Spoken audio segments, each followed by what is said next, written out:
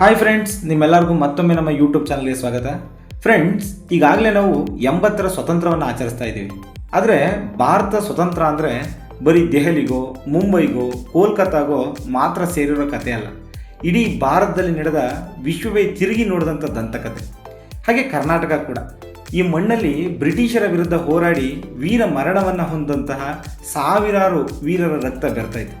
ಕಿತ್ತೂರು ರಾಣಿ ಚೆನ್ನಮ್ಮ, ಸುರಪುರದ ವೆಂಕಟಪ್ಪ ನಾಯಕ, ಸಂಗೊಳ್ಳಿಯ ರಾಯಣ್ಣ, ಗಂಗಾಧರರಾವ್ ದೇಶಪಾಂಡೆ, ಹಲಗಲಿಯ ಬೇಡರು, ಹಾಗೆ ಕರ್ನಾಟಕವನ್ನು ಮೊದಲು ಸ್ವತಂತ್ರಗೊಳಿಸಿಕೊಂಡಂತಹ ಈಸೂರಿನ ಯುವಕರು, ಹೀಗೆ ಪಟ್ಟಿ ಮಾಡ್ತಾ ಹೋದರೆ ಅದೆಷ್ಟಾಗುತ್ತೋ. ಹೀಗೆ ಕರ್ನಾಟಕದ ಜನರು ಸ್ವತಂತ್ರ ಚಳವಳಿಗೆ ಬೆಂಬಲವನ್ನು ನೀಡ್ತಾ ಇದ್ರು. ಹಾಗಿದ್ರೆ ಬನ್ನಿ, ಈ ಸ್ವತಂತ್ರ ದಿನ ಕರ್ನಾಟಕ ಮರೆಯಲಾಗದಂತಹ ಸ್ವತಂತ್ರ ಹೋರಾಟದ ಸ್ಟೋರಿಯನ್ನು ನಿಮಗೆ ತಿಳಿಸ್ಕೊಡ್ತೀನಿ. ಕರ್ನಾಟಕದ ಸ್ವತಂತ್ರ ಹೋರಾಟದ ಹಿಸ್ಟ್ರಿನಲ್ಲಿ ಇಂಪಾರ್ಟೆಂಟ್ ಆಗಿರೋಂಥ ಹೆಸರು ಅಂದರೆ ಬೆಳಗಾವಿ ಜಿಲ್ಲೆಯ ಕಿತ್ತೂರು ಸಂಸ್ಥಾನದ ಮಲ್ಲಸರ್ಜ ದೇಸಾಯಿ ಹೆಂಡತಿ ಕಿತ್ತೂರಿನ ರಾಣಿ ಚೆನ್ನಮ್ಮ. ತನ್ನ ಗಂಡನನ್ನು ಕಳ್ಕೊಂಡ್ರೂ ಕೂಡ ಜಗದೆ ಕ್ರಿಸ್ತಶಕ 1824ರಲ್ಲಿ ಬ್ರಿಟಿಷರ್ ಈಸ್ಟ್ ಇಂಡಿಯಾ ಕಂಪನಿಯ ವಿರುದ್ಧ ಸಶಸ್ತ್ರ ಹೋರಾಟವನ್ನು ಮಾಡಿ ತನ್ನ ರಾಜ್ಯದ ಹಕ್ಕು ಮತ್ತು ಸ್ವಾಭಿಮಾನವನ್ನು ಇಡೀ ಭಾರತಕ್ಕೆ ತೋರಿದಂಥ ಧೀರ ಹೆಣ್ಣುಮಗಳು. ಅವರ ಬಂಧನವಾದರೂ ಕೂಡ ಅವರ ಹೋರಾಟದ ಕಿಡಿ ಎಷ್ಟಿತ್ತು ಅಂತ ಅಂದರೆ, ಸಂಗೊಳ್ಳಿ ರಾಯಣ್ಣಂಥ ಅನೇಕ ವೀರ ಯೋಧರು ಗೆರಿಲ್ಲಾ ಮಾದರಿಯ ಹೋರಾಟಗಳನ್ನು ಮಾಡಿ ಆ ಭಯವನ್ನು ಹುಟ್ಟಾಕ್ತಾರೆ. ಸ್ವತಂತ್ರದ ಕಿಡಿಯನ್ನು ಜೀವಂತವಾಗಿ ಇಟ್ಕೊಳ್ತಾರೆ. ಅವರನ್ನು ಬಂಧಿಸಿ 1831ರಲ್ಲಿ ಗಲ್ಗೇರಿಸಿದ್ರು ಅವರು ಒಬ್ಬ ವ್ಯಕ್ತಿಯನ್ನು ಕೊಂದರೆ ಹೊರತು ಅವರ ಸ್ವತಂತ್ರದ ಕನಸನ್ನು ಕೊಲ್ಲೋದಕ್ಕಾಗಲಿಲ್ಲ. ಇವತ್ತಿಗೂ ಕೂಡ ಇವರ ಹೆಸರು ಕರ್ನಾಟಕದ ವೀರ ಪರಂಪರೆಯ ಗುರುತು. ಇದೇ ರೀತಿ ಸುರಪುರದ ಕೃಷ್ಣಪ್ಪ ನಾಯಕರ ಮಗ ರಾಜ ನಾಲ್ವಡಿ ವೆಂಕಟಪ್ಪ ನಾಯಕರು. ಯಾದಗಿರಿಯ ಚಿಕ್ಕ ಸಂಸ್ಥಾನವೊಂದರಲ್ಲಿ ಹುಟ್ಟಿದಂಥ ಇವರು ತಮ್ಮ ಸ್ವಾಯತ್ತತೆ ಮತ್ತು ಅಧಿಕಾರವನ್ನು ಕಾಪಾಡಿಕೊಳ್ಳೋಕ್ಕೋಸ್ಕರ 19th ಸೆಂಚುರಿಯ ಮಿಡಲ್ನಲ್ಲಿ ಅವರ ವಯಸ್ಸು ಚಿಕ್ಕದಾಗಿತ್ತು.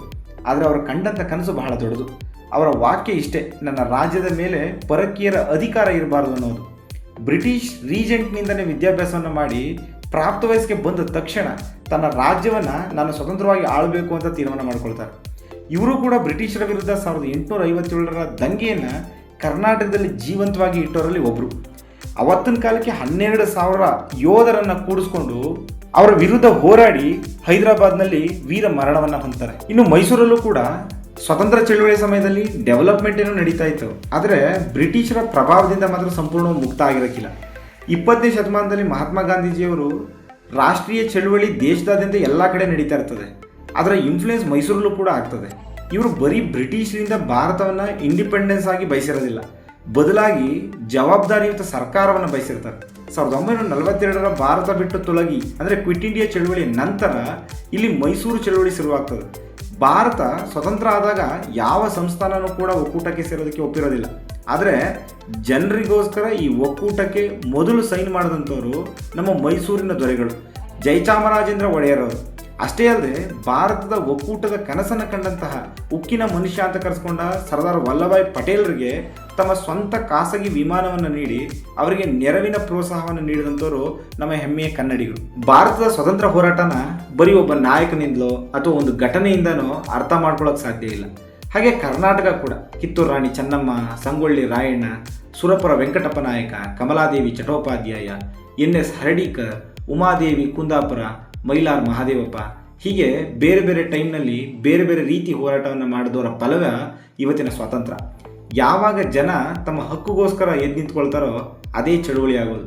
ಒಟ್ಟಿನಲ್ಲಿ ಅತೃಪ್ತನಾದ ಪ್ರಜೆನೇ ಈ ಪ್ರಭುತ್ವದ ವೈರಿ.